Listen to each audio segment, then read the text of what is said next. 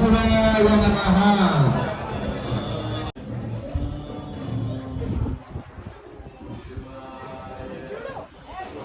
ఓం నమః శివాయ శివాయ నమః.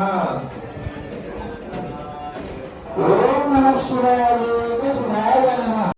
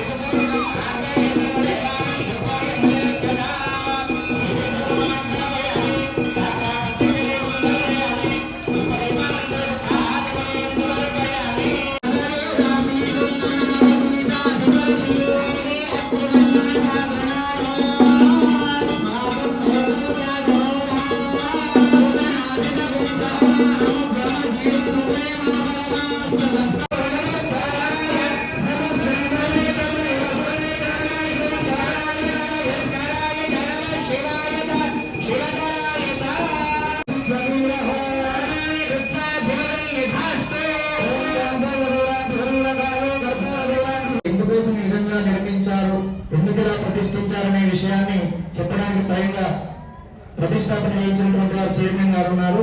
మీరు తెలుసుకోవాలనుకుంటే కనుక కూర్చోండి, సార్ చెప్తారు. చెప్పిన తర్వాత అందరికి కూడా లోపలికి వచ్చేటువంటి అవకాశం ఉంటుంది. స్వామివారి ఓం నమః శివాయ శివాయ నమః.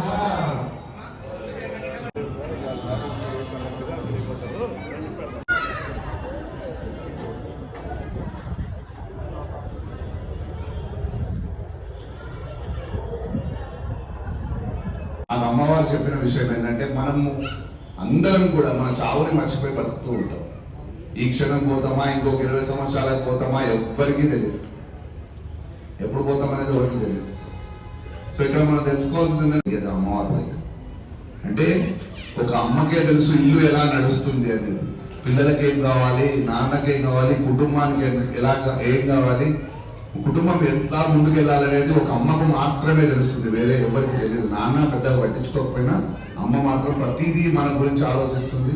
ఒకసారి అమ్మ మన ఇంట్లో లేకపోతే మనం వేసుకునే బట్టలు కూడా మనకు దొరకవు. నిజమా కాదా?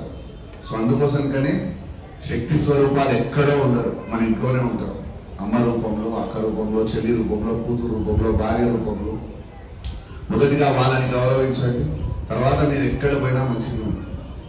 సో అందుకోసం కానీ మన పెద్దవాళ్ళు చెప్పేటోళ్ళు ఇంట్లో ఆడపిల్ల ఏడిస్తే ఇంటికే అరిష్టం అని చెప్పి.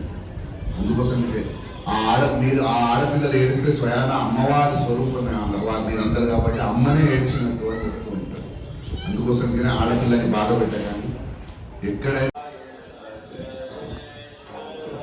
ఓం నమః శివాయ శివాయ నమః.